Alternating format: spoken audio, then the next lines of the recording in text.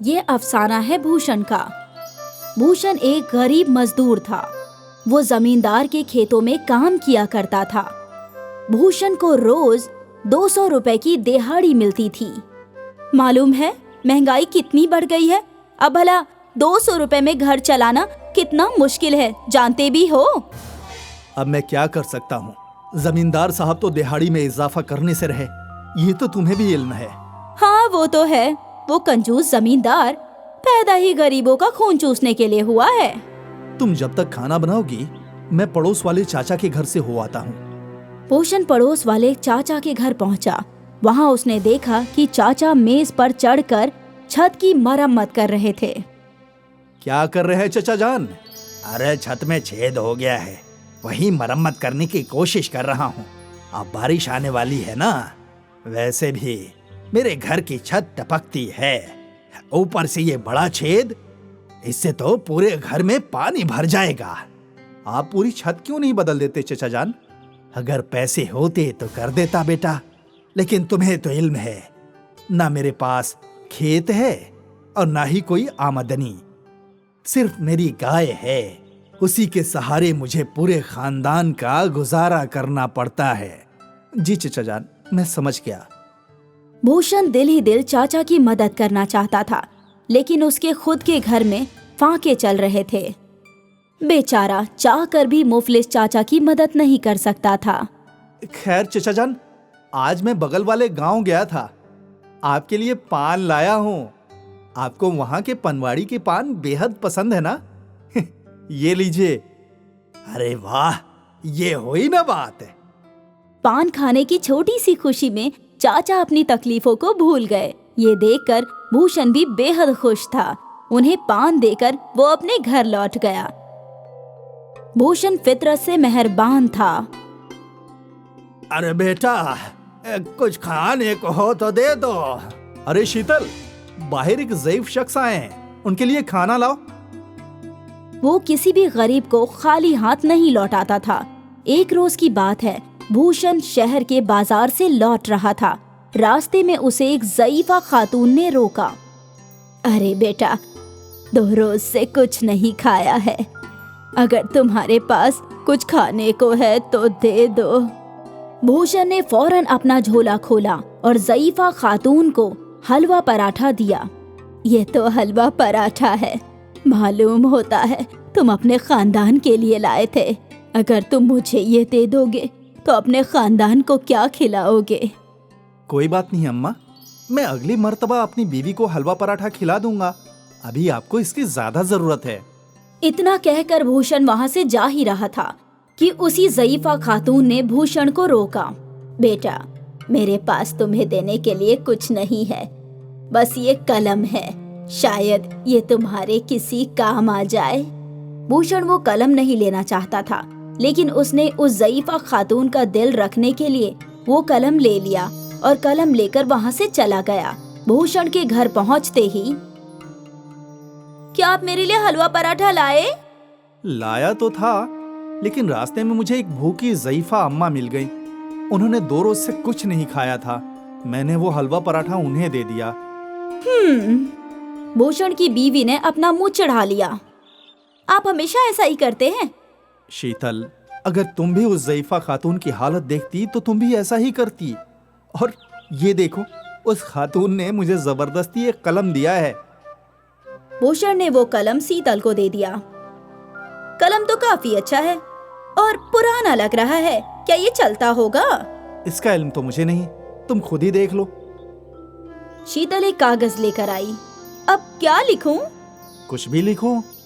शीतल ने कागज पर लिखा, कितना अच्छा होता अगर आज मैं हलवा पराठा खा पाती। उसके ऐसा लिखते ही उसके सामने हलवा पराठा हाजिर हो गया। हाय अम्मा, बाप रे, ये तो जादुई कलम है। हाँ, अब मैं कोशिश करता हूँ। भूषण ने शीतल के हाथ से कलम ले लिया और उसने कागज पर लिखना शुरू किया। काश चाचा के घर की छत नई हो जाती। लिखने के बाद वो खिड़की के पास गया तो उसने देखा कि चाचा की टूटी फूटी छत नई छत में तब्दील हो गई है। वाह, ये तो बहुत बढ़िया है। अरे, आप वहाँ पर क्या कर रहे हैं? तुम भी देखो, चाचा के घर की छत बिल्कुल नई हो गई।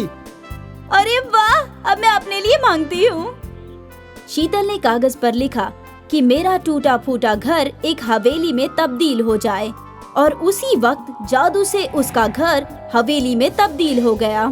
शीतल, हमें इस जादुई कलम से दूसरों की मदद करनी चाहिए। ये हमारे लिए नहीं है। ठीक है, आप दूसरों की मदद करना और मैं कभी कभार अपने लिए कुछ मांग लूंगी।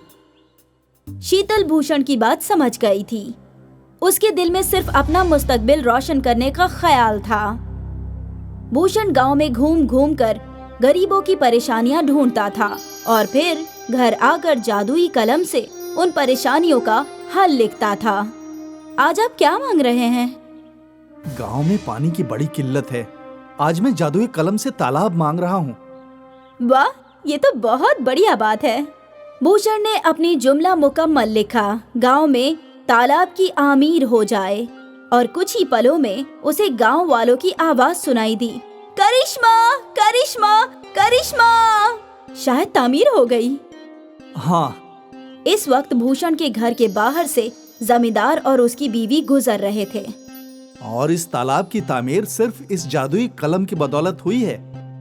शुक्रिया जादुई कलम। भूषण और शीतल जादुई कलम का शुक्रिया अदा कर रहे थे, और वहाँ जमींदार और उसकी बीवी ने ये सारी गुफ्तगू सुन ली। तो सुना आपने, ये भूषण सभी गरीबों की मदद कर रहा है। इसकी वजह से कोई भी गांव वाला हमारे पास पैसे मांगने नहीं आ रहा। अरे वो सब तो ठीक है, लेकिन अगर हमें वो जादुई कलम हासिल हो जाए तो हमारी किस्मत बदल जाएगी। हमें जो भी चाहिए सब हासिल हो जाएगा। हाँ, वो भी है।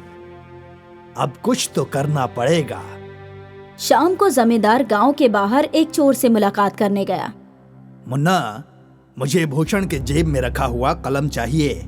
अगर तू वो चोरी कर पाया तो मैं तुझे उसके 10,000 दूंगा। 10,000? वो भी एक कलम के? लेकिन मुझे क्या, मैं आज ही वो कलम लाकर आपको दे दूंगा। है? चोर अपने काम पर निकल गया और जमींदार वहीं उसके लौटने का इंतजार करने लगा। यहाँ चोर भूषण के घर पर नजर लगाए बैठा था। जैसे ही भूषण और शीतल सो गए, चोर ने चुपके से वो कलम चुरा लिया। ये लीजिए जमींदार साहब। अरे वाह, तुमने तो बहुत अच्छा काम किया है। हाँ, ये लो। जमींदार ने चोर को 10,000 रुपए दे दिए और चोर वहाँ से रफू चक्कर हो गया। देखो बेगम साहिबा, मैं वो जादुई कलम ले आया। बहुत खूब, लाइए, पहले मैं इससे कुछ लिखती हूँ। जमींदार की बीवी ने वो कलम लिया और कागज पर लिखा, हमारी दौलत में 10 गुना इजाफा हो जाए। लेकिन जादू उल्टा हो गया। जमींदार का घर, खेत सब गायब हो गया। ये क्या? हे ऊपर वाले, हम तो लुट गए, हमारा घर ही गायब हो गया। जरूर ये सब इस जादुई कलम ने ही किया होगा। लेकिन अब क्या? अब भूषण ही कुछ कर सकता है। जमींदार और उसकी बीवी भूषण के घर के बाहर आए। अरे भूषण, हमें बचा लो। भूषण और शीतल घर के बाहर आए। हमसे बहुत बड़ी गलती हो गई, हमने वो जादुई कलम चुराया। जमींदार ने भूषण को सारा वाकया बताया। मैंने लालच में सब कुछ खत्म कर दिया। अब तुम ही कुछ कर सकते हो। मैं आपकी क्या मदद कर सकता हूँ? मैंने देखा था जो तुमने इस जादुई कलम से लिखा था वो हकीकत हुआ। तो इस कलम से लिख दो कि मुझे मेरी जायदाद वापस हासिल हो जाए। अब ठीक है, मैं कोशिश करता हूँ। भूषण ने कागज पर लिखा, जमींदार को उनकी जायदाद वापस हासिल हो जाए, और पल भर में गांव में जमींदार का घर वापस चमकने लगा। शुक्रिया भूषण, आज से मैं कभी लालच नहीं करूंगा। मुझे माफ कर दो, ना ही मुफलिस गांव वालों को लूटूंगा।